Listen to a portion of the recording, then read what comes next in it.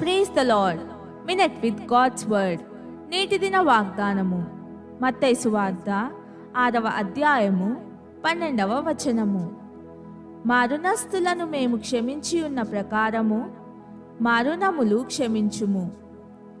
ప్రియ స్నేహితులారా, మన హృదయంలో పగ, ద్వేషం పెట్టుకుంటే దేవుడు మన ప్రార్థనలకు జవాబు ఇవ్వడు.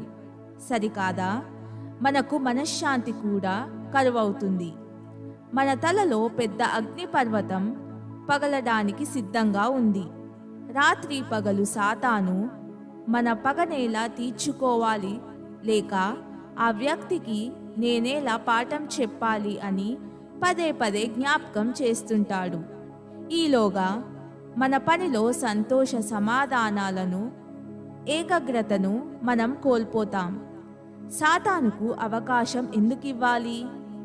దేవుని కొరకు జీవించడానికి ఆయన అనుగ్రహించిన ప్రతి క్షణాన్ని ఆనందంతో అనుభవించేందుకు ఇతరులను క్షమిద్దాం. ప్రార్థన. నా ప్రియ ప్రభువా, నన్ను బాధపరిచిన వ్యక్తిని క్షమించడం నాకు కష్టంగా ఉంది.